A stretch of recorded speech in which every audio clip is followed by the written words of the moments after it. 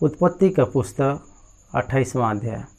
ये अध्याय 22 वचन से लिखल गल बाटे।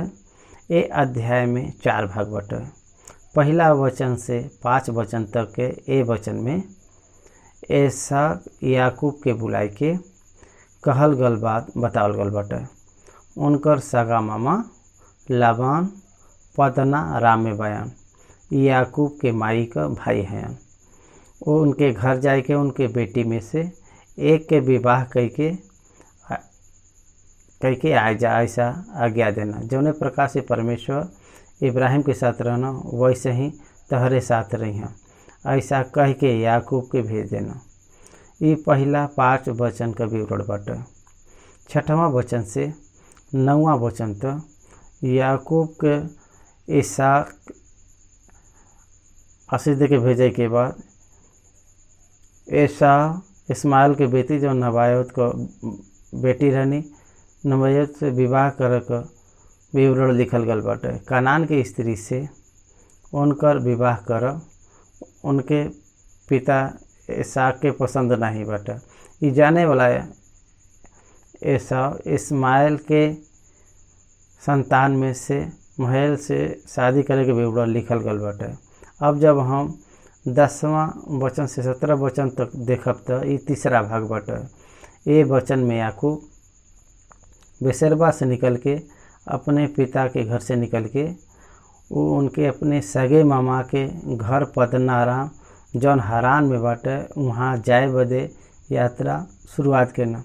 वो यात्रा में घटल गयल घटना यहाँ ई बाटे के परमेश्वर को उनकर दर्शन दे यहाँ पर हमको दिखाई देते बाटे। जब याकूब एक पत्थर के अपन तकिया बनाए के वो स्थान में सुतत रहना, जब वो सोत रहना तब परमेश्वर उनके नींद में स्वप्न में प्रकट हो के महान आशीष का तू इब्राहिम का वारिस बनबा, ए आशीष के तू पावल जात बया। एकर विवरण देवल गल बाटे। याकूब वो स्थान के बेतेल जेकर अर्थ बाटे परमेश्वर का घर ऐसा नाम रखना। अब चौथा बा 18वां वचन से अध्याय का आखिरी 22वां वचन तक चौथा भाग बाटे। याकूब नींद से उठ के भोर के समय वो पत्थर पर तेल डाल के ई परमेश्वर का भवन ठहरी ऐसा कह के परमेश्वर से वाचा बदे एक प्रार्थना करना। तू हमरे साथे रह के हमके भोजन दे के हमार पालन पोषण करके पीछे लौटा लिए तो यहाँ परमेश्वर का भवन ठहरी ऐसा कहना। 28वां अध्याय का 22वां वचन में ये 4 भाग का विवरण करल गल बाटे। अब पहले वचन के पढ़ के वचन का मनन करल जाए। का कारण बाटे के इसाक याकूब के बुलैना और रिबका इसाक से अपन मन का बात बताइनी। वो एसाव का पत्नी कानान के लड़की के द्वारा उनकर मन खेदित भया। उतना ही नहीं, एसाव याकूब को मारे का प्रयत्न करत बयान। वो एकरे बारे में बात करत बयान। ई जाने के बाद रिबका इसाक की बात बताइनी। ए कारण उनकर इच्छा के अनुसार करे बदे इसाक वो मन के रखना। उनकर छोटा बेटा याकूब के बुलैना और बुलाए के उनके और उनके पत्नी के संबंध के बारे में बताए के आज्ञा देते बयान। तो कौनो कनान के स्त्री से विवाह मत करिह। कनान का लड़की मूर्ति पूजा करे वाली है, परमेश्वर का न जाने वाली प्रजा है। बाइबल ग्रंथ हमके विश्वासी के साथ विवाह करे बदे अनुमति देला।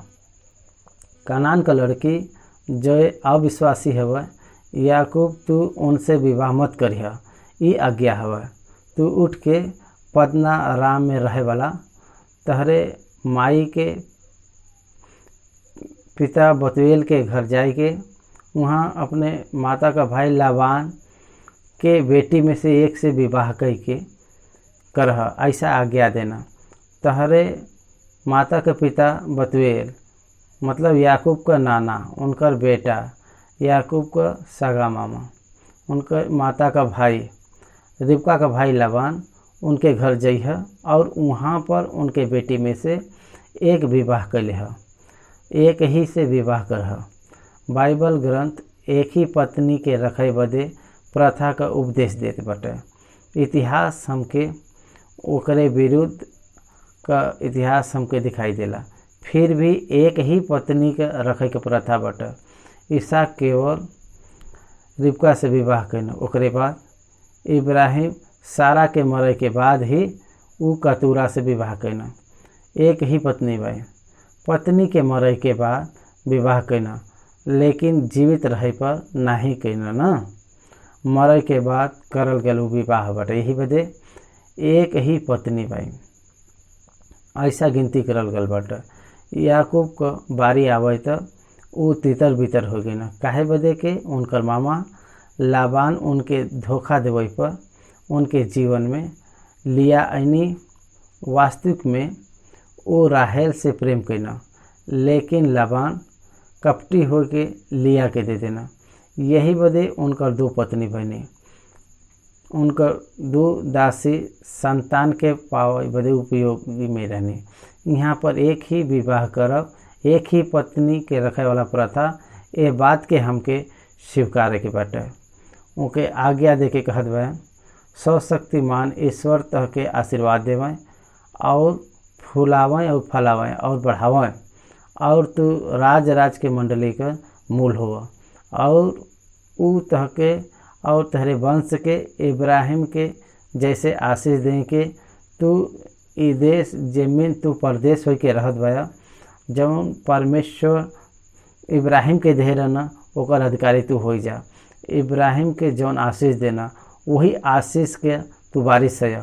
परमेश्वर तह के वैसा ही आशीष दे, तह के फुलाई फलाई के बढ़ाई। ई देश जमीन तू परदेसी बाया, परदेसी होके रहत बा, तहार वंश ओके स्वाधीन करके निज भाग जैसे रूप में उपाय सके। ऐसा काम परमेश्वर ही कर सकना। कितना महान भविष्यवाणी की बात बा। इब्राहिम, इसहाक और याकूब का विश्वास वाचा के भूमि के परमेश्वर उनके वंश के स्वाधीन में कई दिया। ई उनकर विश्वास बाटे। परमेश्वर उनके विश्वास का आदर कई के यहोशू के समय में कुछ भूभाग कनान के भूभाग के इस्राएली के निज भाग के रूप में बांट देवल गया। उनकर पूर्वज वो स्थान पर प्रवासी रहना, उनकर संतान ओके निज भाग के रूप में पाए लेना। ऐसा इतिहास हमके स्मरण करावला। इब्राहिम को देवल गयल आशीष परमेश्वर आपके भी दी हैं। संतान के बारे में आशीष, समाज में प्रसिद्धता का आशीष, संतान का विस्तृत करे का आशीष, अधिक संपत्ति के पावे में आशीष, ये सब आशीष परमेश्वर आपके दी हैं। आपके आत्मिक जीवन के वह आशीषित ठहरई हैं, वह आशीषित ठहरई हैं। आपके ध्यान देवे के बाटे। परमेश्वर सब कुछ स्वयं हो के तहरे पक्ष में उनके इच्छा के पूरा कर लिया। ऐसा याकूब से पहले इसहाक भविष्यवाणी के रूप में ई करत बयान। याकूब का इतिहास आप पूरा उत्पत्ति में अगर पढ़ब तो एक ही बात में इसहाक जौन कहना वो पूरा भयल। परमेश्वर स्वयं ही कैलेना। परमेश्वर स्वयं अपन इच्छा के आपके जीवन में पूरा करना। एक अच्छा से विवरण करल गल बा। 5वां वचन, इसहाक याकूब के विदा कैना और उ पदना राम के आराम में बतुएल के उ पुत्र लाबान के पास गईना, जौन याकूब और रिबका का भाई रहना, और वो निकल गए ना। ये पहला भाग में हम जान गल बा। दूसरा भाग में 6 वचन से 9वां वचन में अगर देखी तो एसाव का विवरण देवल गल बाटे।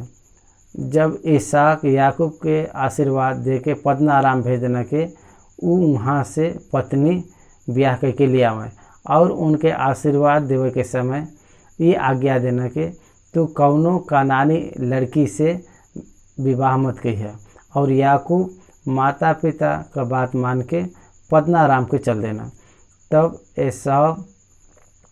ये सब देख के ये सोच के कि कनानी लड़की हमरे पिता ईसाक के बुरा लगनी, इब्राहिम का पुत्र इस्माइल के पास गई ना, और इस्माइल के बेटी महलत के जवन नबायत का बहन रहनी ब्याह कई के अपने पत्नी मुँह मिला लेना। ये सब महलत से विवाह करे से पहले 4 विषय के जान लेना। ऊ ये हवे के याकूब के आशीष दे के विवाह करे बदे भेज देना। माता पिता का बात सुन के याकूब पद्नाराम के चल गए ना। कानान के लड़की में से कोई से विवाह न करब, उनके पिता इसहाक उनके आज्ञा देना। कानान के लड़की उनके पिता के इच्छा अनुसार नहीं बहन। ये 4 बार एसाव जान के एसाव अपने दादा इब्राहिम मिस्र का दासी हाजिरा के द्वारा उत्पन्न भइल इस्माइल बड़ा पिताजी के रिश्ता में आवल। काहे बदे कि उनकर पिता इसहाक से भी इस्माइल 14 साल बड़ा रहना। इब्राहिम के मरई पर इब्राहिम के इसहाक और इस्माइल मिल के मिट्टी दे रहना। वो दोनों परिवार के बीच सुलह बाटे। ओकरे कारण वो इस्माइल के संतान के ओर जात बा। एक और स्त्री से विवाह करे बदे इस्माइल के पास गई ने। अपने पत्नी के अलावा भी इस्माइल की बेटी जवन नाबोयत के बहन महला से विवाह कर। यहाँ पर एसाव को 3 पत्नी दिखाई देत बाइन। अब 10वां वचन से 17वां वचन तक देखे पर ये 28 अध्याय का 3रा भाग में याकूब का बेतेल का अनुभव लिखल गल बाटे। वचन के पढ़ो। याकूब बेसरबा से निकल के हारान के ओर चलना, और वो कोई स्थान में पहुँच के रात वहाँ बितावे के विचार करना। काहे बदे के सूर्य अस्त हो गए रह। यही बदे उस स्थान के पत्थर में से एक पत्थर के लेके अपन तकिया बना के रखना, और वो स्थान में सो गए ना। तब वो स्वप्न में का देखना के सीढ़ी पृथ्वी पर खड़ी बाटे, और ओकर सिरा स्वर्ग तक पहुँचल बाटे, और परमेश्वर का दूत ओपी से चढ़त उतरत बयान। और यहोवा ओकरे ऊपर खड़ा हो के कहत बान के, हम यहोवा तहरे दादा इब्राहिम का परमेश्वर और इसहाक का भी परमेश्वर है। जौने भूमि पर तू खड़ा बया ओके हम तहके और तहरे वंश के हम देव, और तहार वंश भूमि के धूल के किनके के समान बहुत हुए हैं, और पश्चिम पूरब उत्तर दक्षिण चारों तरफ फैल जाइ हैं। तहार और तहरे वंश के द्वारा पृथ्वी का सारा कुल आशीष पई हैं। सुनो, हम तहरे संग रहब, और जहाँ कहीं तू जा हम तहार रक्षा करब, और हम तह के ए देश में लौटाए के लिए आई। हम आपन बताए गई बात के जब तक पूरा न करी तब तक तह के न छोड़ब।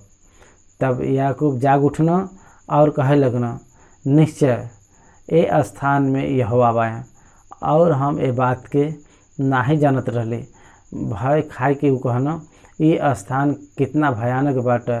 ये तो परमेश्वर के भवन के छोड़ के और कुछ भी नहीं हो सकला, वरन इस स्वर्ग का फाटक ही हुई। हम 10वां वचन से 17वां वचन तक पढ़े भाई। एक विवरण हम करब। सुनो, याकूब बेसरबा से निकल के हारान के ओर चलना। ये प्रकार से जात समय कोई एक स्थान में पहुँच के बेतेल स्थान में परमेश्वर उनके स्वप्न में दर्शन देना। वो थक गई ना, वो थक गए रहना। एक दिन की यात्रा में वो 30 मील से बढ़ के यात्रा कर रहना। एकरे कारण वो थक गए रहना। थक के कौनो एक स्थान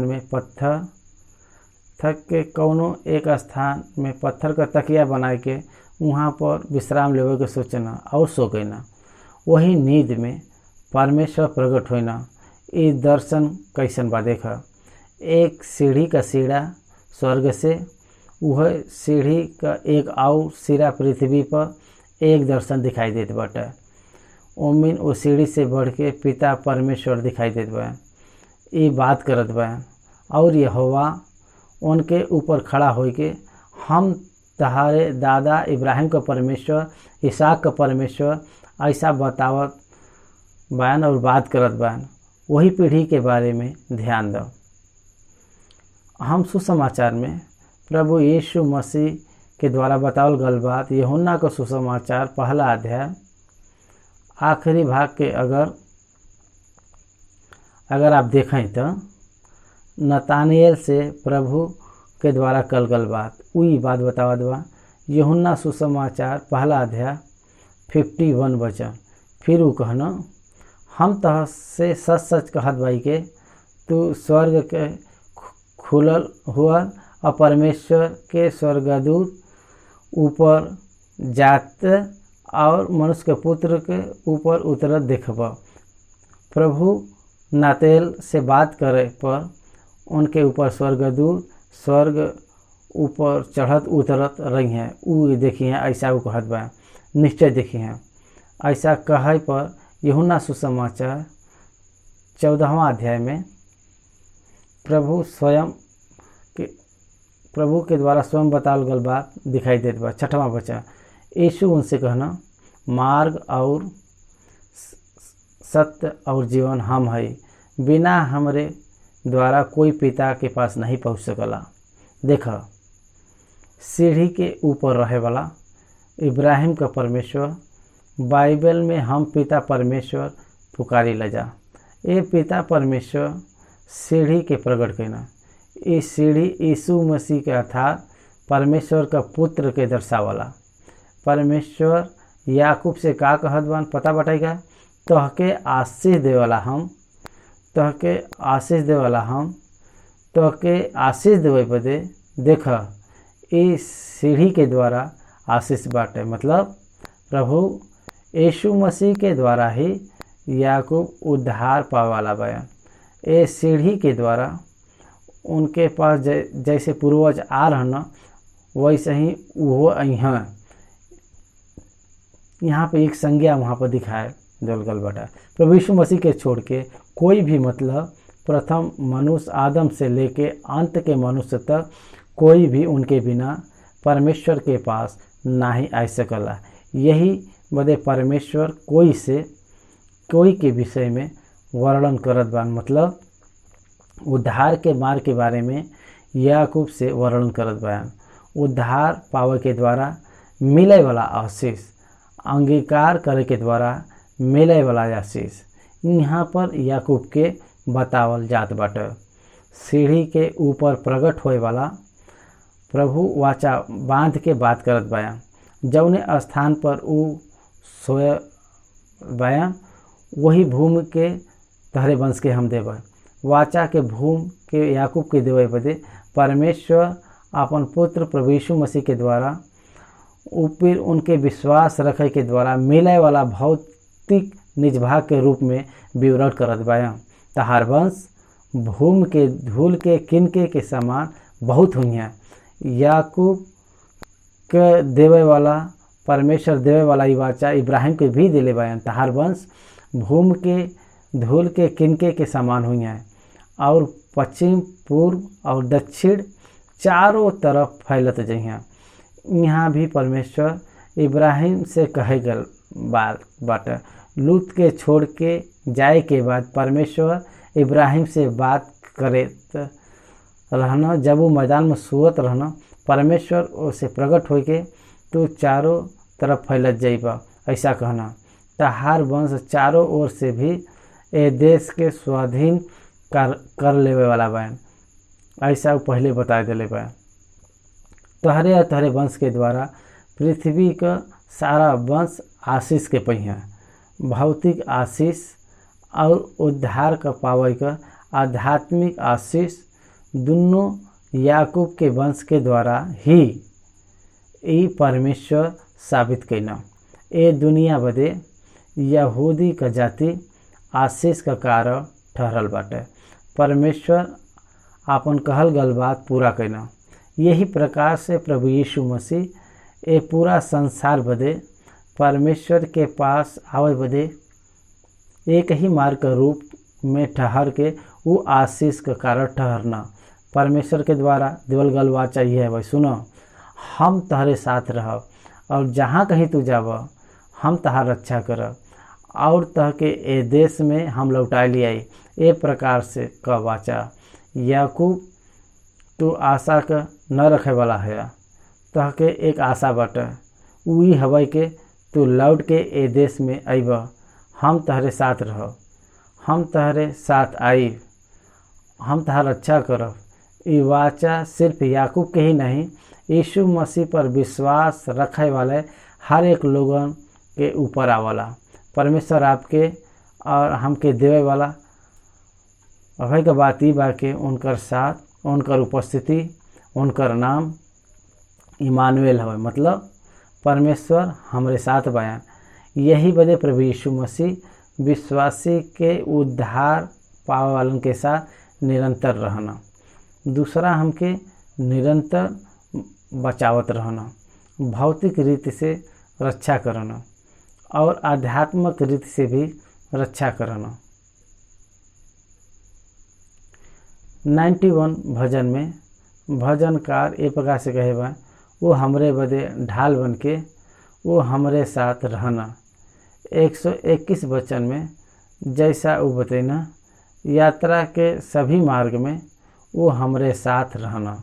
भाई और बहन लोग 91 वचन में तहरे निकट 1000 और 10,000 गिरे तब पर भी विपत्ति तहरे पास नहीं आई, कोई भी पत्थर आपके न लगी। ए प्रकार से स्वर्गदूत के आपके निमित्त आज्ञा देव के ये बात हमके दिखाई देला। भौतिक प्रोटेक्शन के साथ यीशु मसीह के द्वारा हर विश्वासी के आध्यात्मिक उद्धार देबा, ऐसा परमेश्वर वाचा बनत बयान। हम तहार रक्षा करब, तहके बचाई, तहके लौट के लियाई, तहके लौटाए लियाई।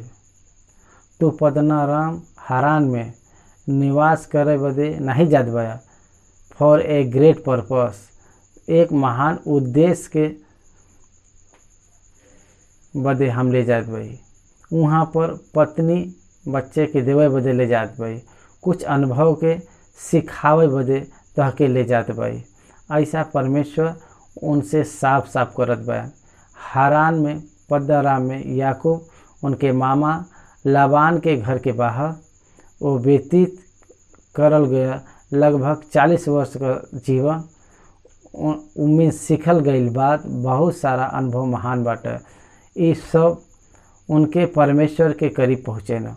याकूब परमेश्वर के और करीब होए बदे परमेश्वर उनके हारान में अद्भुत परीक्षा में चलावत गए न।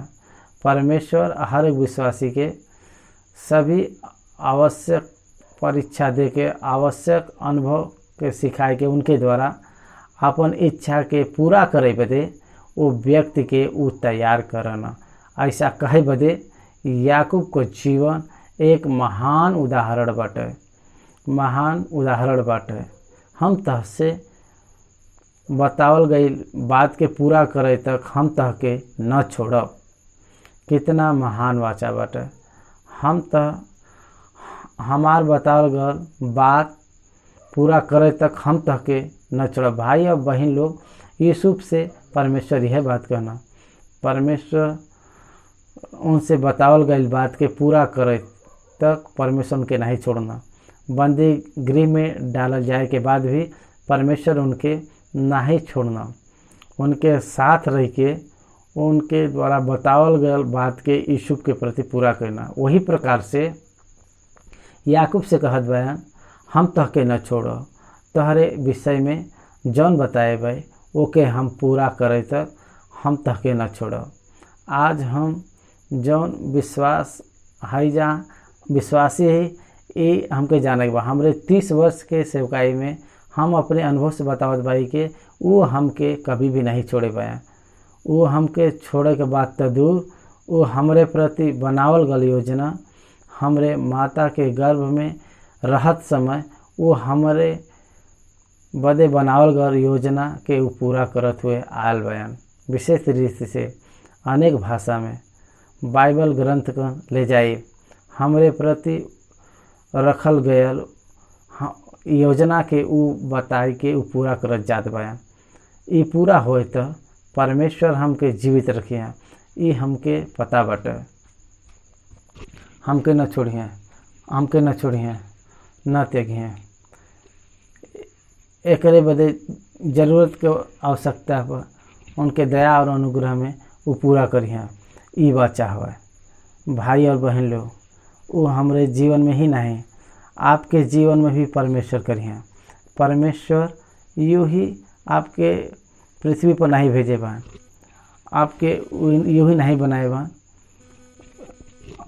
और बदे ऐसे ही आवे बना अनुगत है नहीं देना विथ ए ग्रेट पर्पस, एक महान उद्देश्य से वो आपके भेजे बा। आपका जीवन व्यर्थ नहीं बाटे, आपका जीवन एक पर्पस से भरल बाटे, उद्देश्य से भरल बाटे। ओके पूरा करे वाला परमेश्वर केवल परमेश्वर ही है। You must to believe it, ये फिर आपके विश्वास करे के बाटे। 16वां वचन, तब याकूब जाग उठना और कहे लगना, निश्चय ए स्थान में यहोवा है और हम ए बात के नहीं जानत रहले।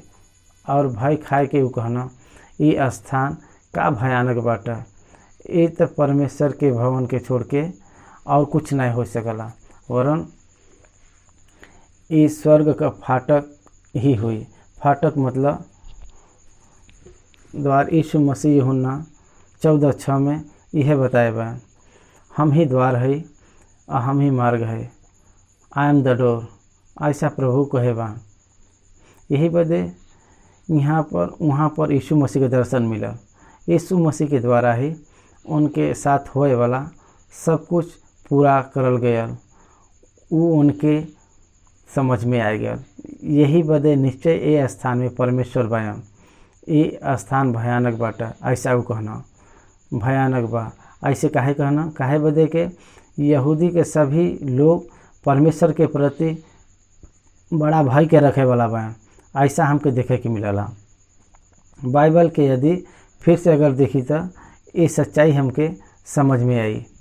याकूब परमेश्वर के प्रति भय के रखे वाला हम, ऐसा हमके देखे के मिलला। एरो पर्वत के पास परमेश्वर मूसा के दर्शन देवे पर वो जले वाला झाड़ी के दर्शन के रूप में उनके बात करे बदे उनके सामने आवे पर वो बहुत डर गया। ए प्रकार से मूसा के बारे में लिखल गल बाटे, वो स्थान के देख के वो डर गया, ऐसा लिखल गल बाटे। भयानक स्थान बाटे ठहरना, परमेश्वर को दर्शन देवे का स्थान भयानक स्थान हवा, वो कह के ठहरना।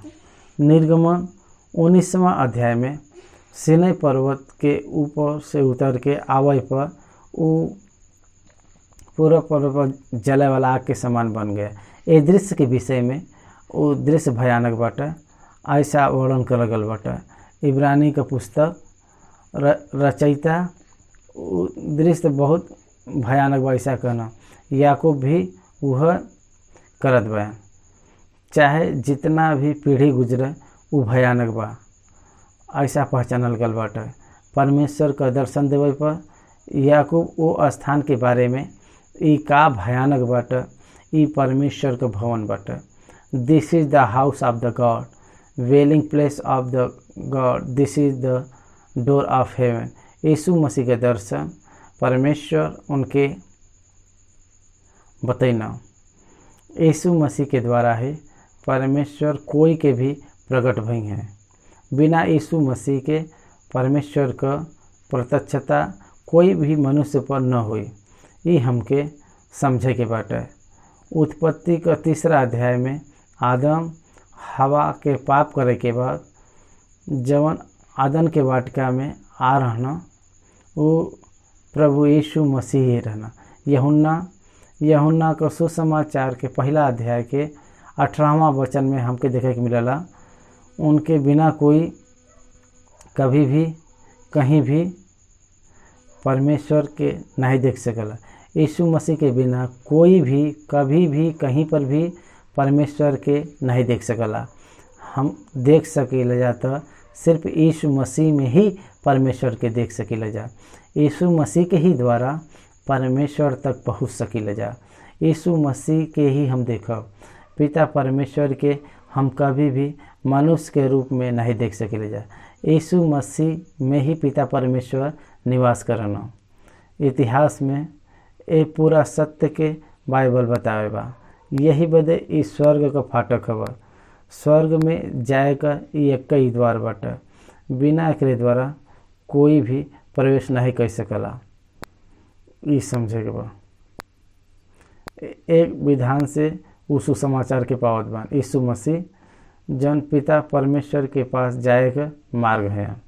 ये सुसमाचार के उपावत बा।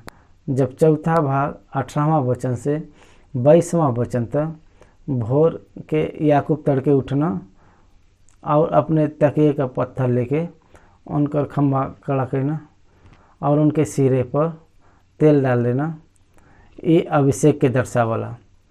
ये पत्थर पर तेल डाल के अभिषेक के कहत बन के ये बेतेल हवा, ऐसा वो नाम रखना। पहले वो नगर का नाम लूज रहल। जब याकूब ये नाम के रखना तब से वो स्थान का नाम बेतेल कहलावल गया।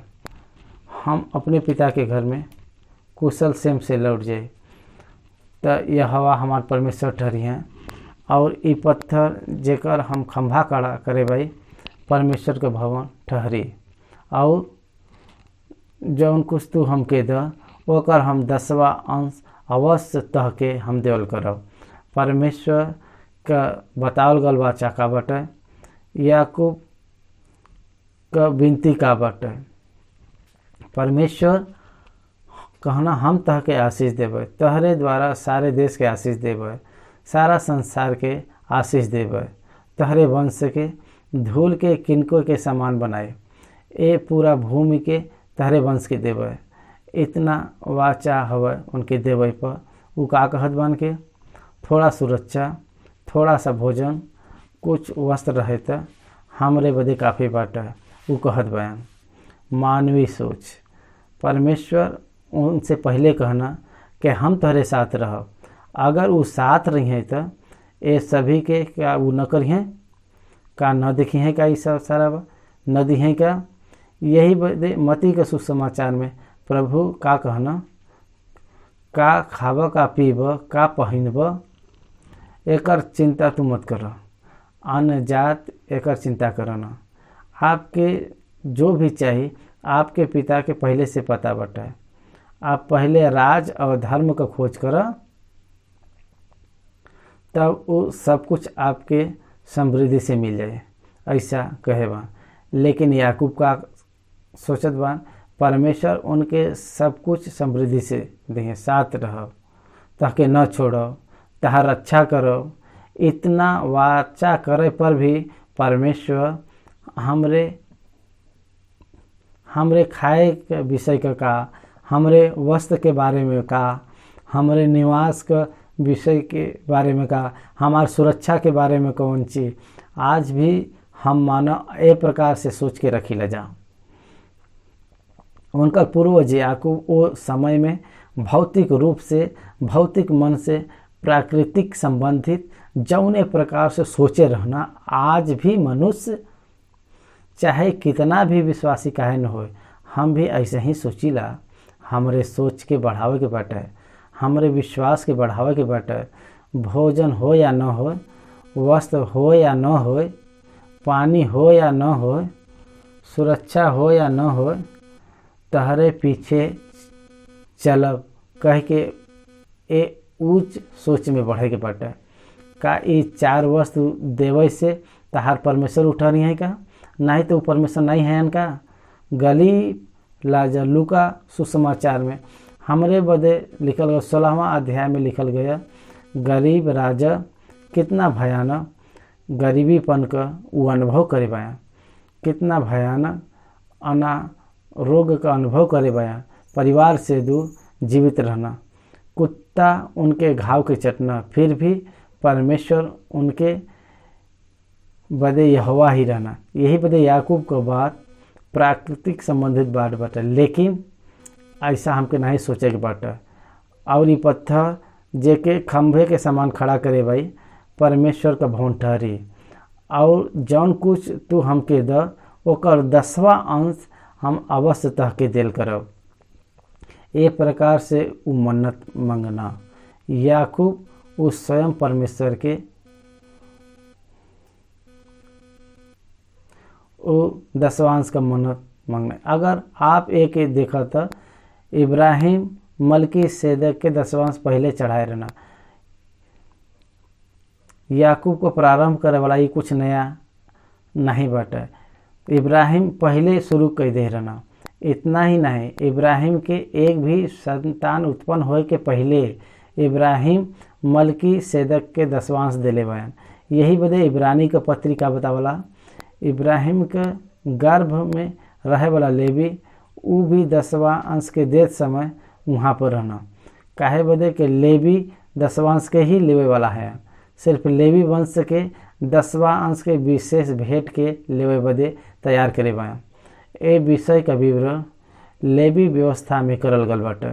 यही बदे 10वां अंश का योग्य ठहरावे वाला लेवी इब्राहिम के गर्भ में रह के 10वां अंश का देवे वाला ठहरना, ऐसा कहना।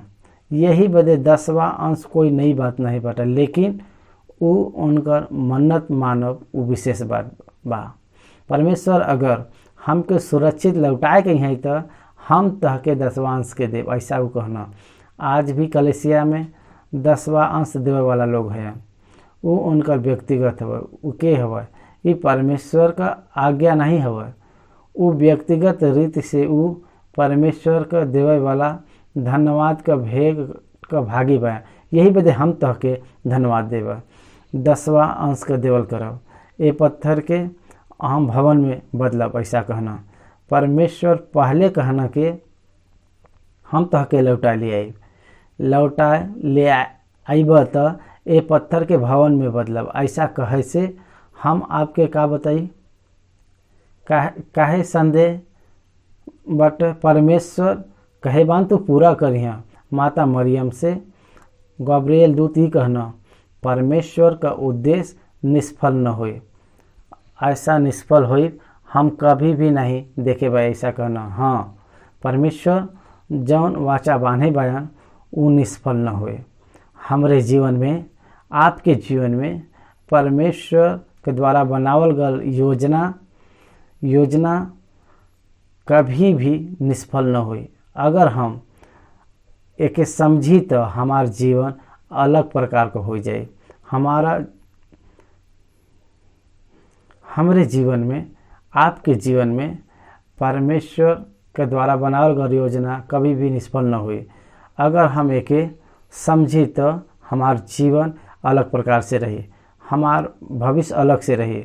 याकूब के साथ परमेश्वर पद्दनाराम के उजात बयान। परमेश्वर कितना महान बयान पता बटेगा। याकूब के साथ परमेश्वर पद्दनाराम से वापस लौटे हैं। अगर आप ध्यान दें तो एबेक के मार्ग में याकूब से विनती कई के कहत बान के हम तहरे साथ बे, चाहे सब कोई तहके छोड़ के चल जाए हम तहके नहीं छोड़ सकिला, ऐसा वो कहना। भाई और बहन लोग, वाचा बांधल गयल परमेश्वर पूरा करे वाला है। अगर तू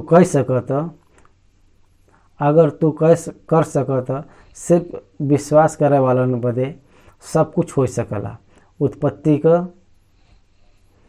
उत्पत्ति के पुस्तक में 28 अध्याय के समाप्त हम करत बाई।